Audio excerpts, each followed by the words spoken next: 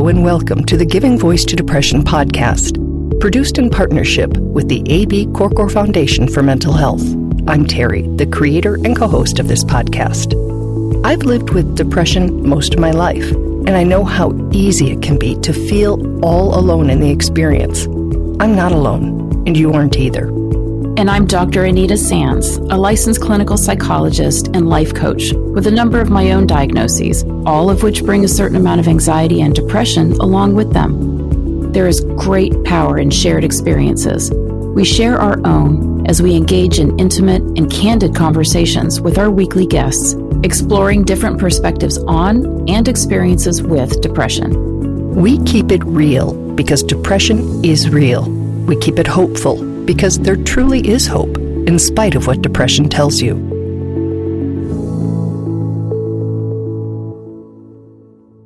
So it's officially a new year.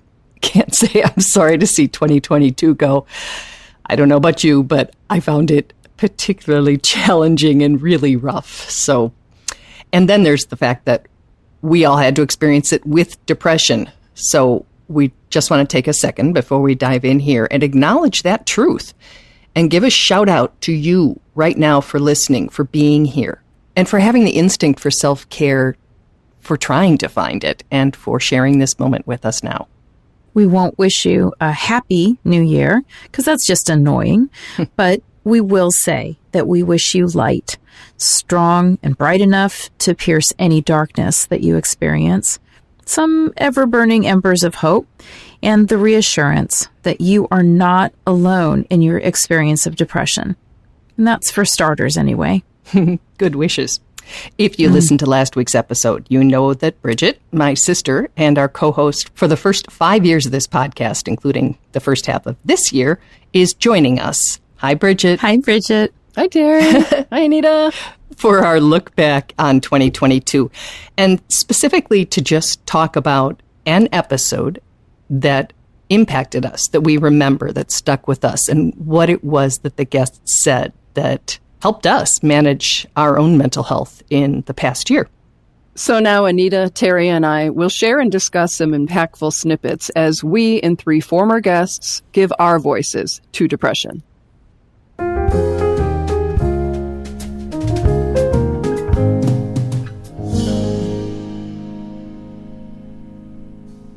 So I'll go first this time. Do it. I loved everything about episode 217, the 12 Steps Revised for Mental Health with Wally.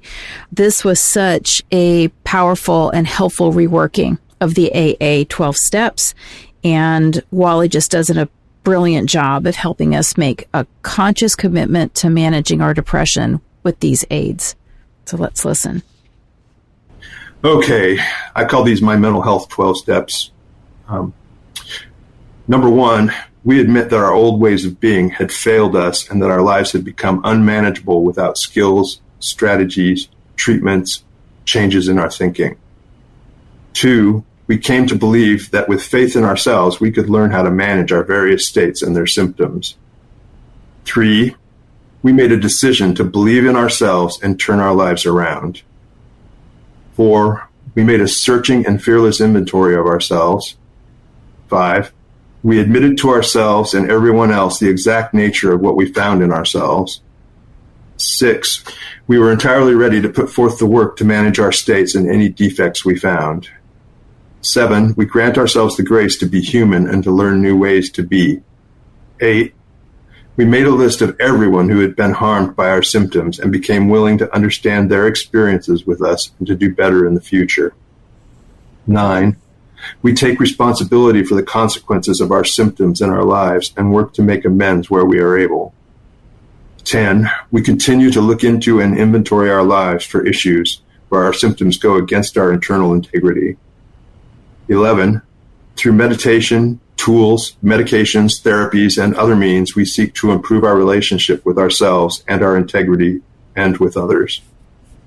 12, having experienced these things in our lives that brought us here, we reach out to others to give them hope and even help and support. Oh, Wally, I'm so grateful. My brain really likes steps. It just makes it so clear and so doable. Thank you for breaking it down for me.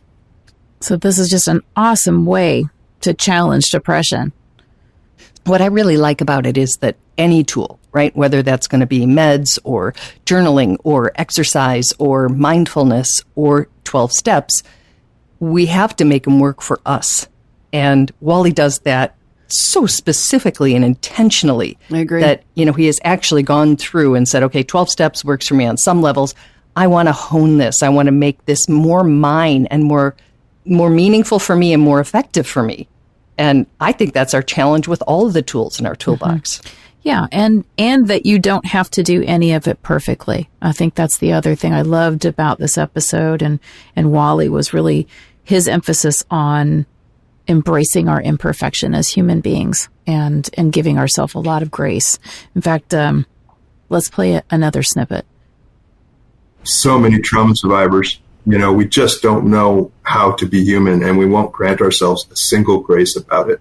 And then everything is a catastrophe. I'm a failure. And then the negative self-talk spirals. And I just refuse. It's like, no, we are human, and we need to grant ourselves the grace to be human. How does that make a difference in the way you feel about you? It reminds me to let some of these things go where I'm judging myself, so I can be mindfully dismissing my self-talk, and something will come up and I'm like, but I'm human. That my response as I fact check these things. And I'll just say to myself, but I'm human. I'm allowed to make mistakes.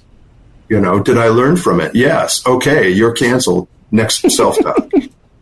That's just great. Mindfully dismissing my negative self-talk. Bring that on in 2023. Bring that on. Yes. Anita, in both Patty's and Wally's episodes that you picked, they're talking about CBT, cognitive behavioral therapy, and challenging their thoughts. And it's so interesting that both of the ones you picked are focused on that, because for me, that has been a challenge, and it's something I plan to work on in this coming year, because it'd be really nice to say, am I worthless? Am I a burden? Instead of just hook, line, and sinker, swallowing it every time those thoughts come into my head. Yeah, and I think as So Wally even reminder. shows, he's gotten into this practice. This is something that he just does now almost automatically. And I love how he's saying, I'm allowed to make mistakes. Did I learn from it? Yes. Okay, you're canceled. Next. Right. It's sort of like you get faster and faster at dismissing, these lies that depression are telling you when you really, really devote yourself to the practice of it. So I think that's a great plan. It's all just, again, that little bit of objectivity to look at it, see it, and question it, instead of having it be, ruling the roost. It's taking power back so that we can transform and become our better and better selves. Thought after thought after thought. It doesn't have to be a huge, overwhelming thing. It can be a right. thought, changing a thought and pivoting from a thought. That's a doable step for me. Well, I chose episode 196, Resolving to Prioritize Our Mental Health in the New Year, with Dr. Margaret Rutherford. Dr. Margaret points out that so often our resolutions come from a negative place, come from a place of self-judgment. And that's why I chose this quote. One of the problems with losing 10 pounds in 3 days is that it starts off with self-loathing and shame. And I think that any goal that you set, when it is based in, I hate this about myself, I want to change it, is bound, because you will slip up, you will make a mistake, and then you pile on the shame again. And that makes that just such a very difficult dynamic to work through. So I think better kinds of resolutions recognize that our health is a totality. It's our physical health, it's our mental health, our emotional health, our spiritual health. I like to think of it as planting seeds, or thought seeds, if you will. And I couldn't agree more. It's all levels. It's emotional, it's physical, it's spiritual, it's mental, it's everything. So again, here's that theme of playing with and taking ownership of our thoughts and redirecting them in a way that serves us. Call it a New Year's resolution if you want, but it's empowering and it's a game changer. I love this. I love this, Bridget. And I love what she was talking about not starting out in the negative. Yes. With shame and self-loathing. And it just reminds me, if you're going to plant a seed, you don't want to bury it so far down under the ground. It's got to move so far up just to get to where it's going to start getting some light. So I really love this idea of starting with positives and things that you deserve and things that you want, as opposed to ways that you're not good enough. It just means we can start growing from, into the light much more quickly. Great metaphor. Again, bring it on in 2023. Bring that on. Dr. Margaret challenges us to think of it as what can I specifically do today, let's say in the category of self-care, that will affect my future positively? And that's just a really empowering question to ask yourself. Let's hear it, Dr. Margaret.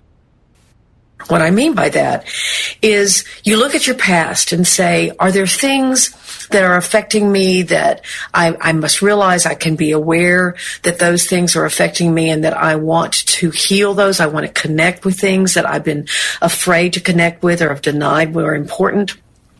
So you want to look at your past. You want to look at your present to say, what can I do today that is really good self-care, not superficial self-care, not something that is just going to be kind of light and fun or something you do once and then you never do again. Real self-care is more about taking care of the small things, cleaning out a drawer or going for a walk with a friend or doing things that are very tangible, that help you sustain a better attitude. I appreciate that self-love and self-care and choosing to focus our efforts and our attention on the change that we're calling in. It's also hopeful to me, and that's really what I'm looking for in this new year is, Anita, was it this episode that you said embers of hope? Mm-hmm. I just really want to have a billow and blow on my little embers of hope. And I wish that for everyone in the new year. Same. Yeah. Boy, I would take mental health and a better attitude and a commitment to self-care over having a little more money in the bank or losing 20 pounds as I go into this new year. So Bridget, thank you for choosing this because it's a good reminder for me because you can get into it so easily. You can get into the, I've got to start doing this. I hate this about myself. So nicely done. Hey, Terri, let's hear what your choices were from 2022. I chose episode 194, Journaling to Get the Ugly Out with Gina Barry.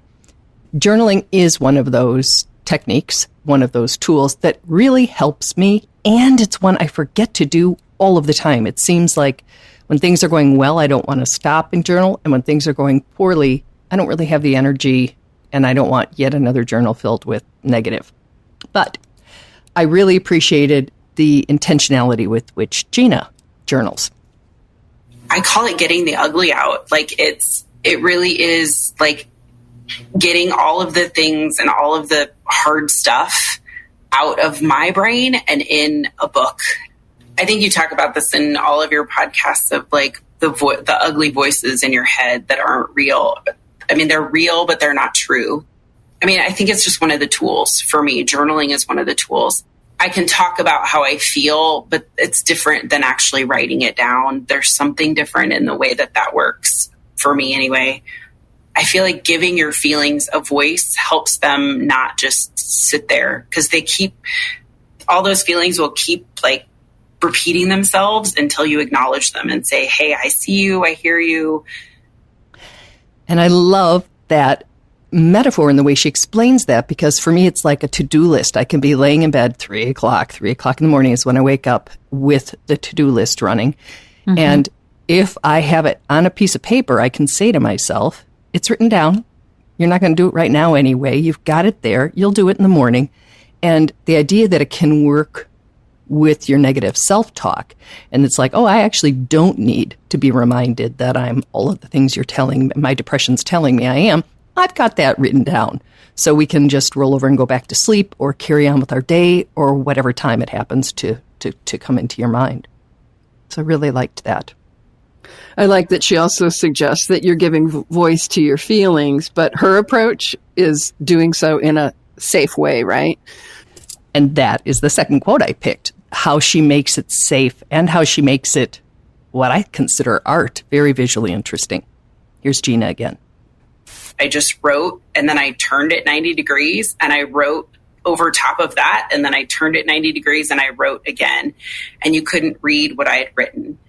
And it was just this like moment of like, oh, that's safe now. Nobody can read it. I can't even read it. It's safe that I wrote what I was feeling.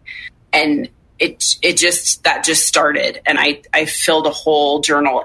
It's messy. You know, some of this is really messy and really like angry. And you can see like some of the anger in some of these pages. And really dark. I'll get really heavy handed. And some days it's like tiny little writing over top of each other, very like precise, but it's just a texture. It's no longer actual words. And that is what Gina calls writing the ugly out. And there is a picture with the original episode number 194 where you can see what that looks like. And while she may be getting ugly out, the end result is, I just found it beautiful. And what a relief to shake out or empty, you know, the brain just to give it a little respite. And I really like that her method of journaling gives you privacy and the freedom to express the truth of your feelings. But once you've done that, no one can read them. It's just a brilliant way, because I've had people journal and say, I don't want to hold on to this stuff. And we talk about just doing strategic journaling, and you could shred it afterwards. But she really came up with this beautiful way of creating art out of all of those feelings. It's just amazing. It is. And then she's even taken it a step further and sometimes paints. She does do, you know, what people would consider actual art on top of that base of words. And we post every single day across social media. And some of the things we have posted have been creations that she made for us.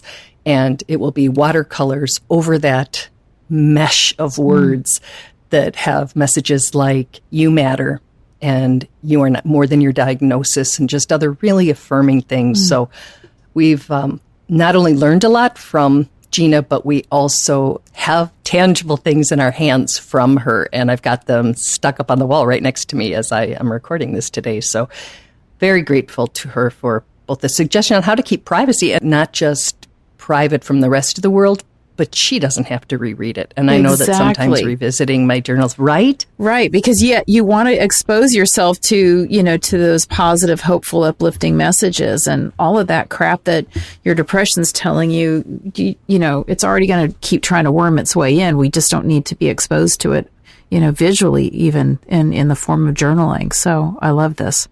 I appreciate the fact that that I call it a brain dump, that brain dump becomes the canvas, the background in which she then layers on different expressions of her inner world, right? And like you say, it's art. It's beautiful.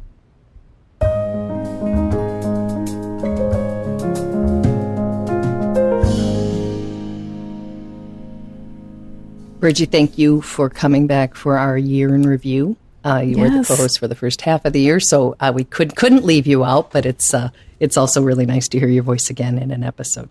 It's an honor to be back. Thank you. So we picked episodes we like and that had an impact on us. We invite you, if there was a specific episode, whether it was in the last year or not, that made a difference for you in the way you manage or even think of your depression or mental health in general, go to givingvoicetodepression.com, look for the record a message button, and either anonymously or by leaving your first name, just let us know what it was. We can get that information to the guest, and we can perhaps use it in an upcoming episode as well. And we love to hear from you. Please, it's just a click of a button. We want to hear your voice. We want to hear what you have to say. So it's a new year, and just to make sure that you're not going to be going through it alone. We'll all be getting through 2023 together. And we absolutely invite you to follow us across social media and in particular our Facebook community of more than 11,000 people. It's one of the most beautiful ways to experience not being alone in managing depression. I sure think so. Thank you to you both for being here. Thank you to you for listening. And we really, really, really hope that 2023's lessons are gently taught and learned. That's a beautiful intention. Right? As opposed to just kicking us in the teeth and the ass and all the other places it's been kicking us. Yeah. May it be so. Absolutely. May it be so. Mm-hmm. May it be so. Bye, guys. Thank you.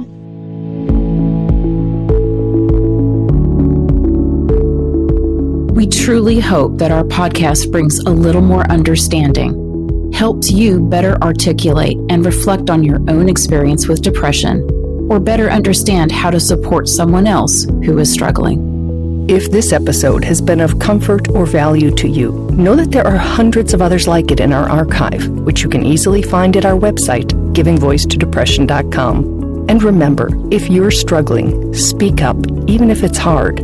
If someone else is struggling, take the time to listen.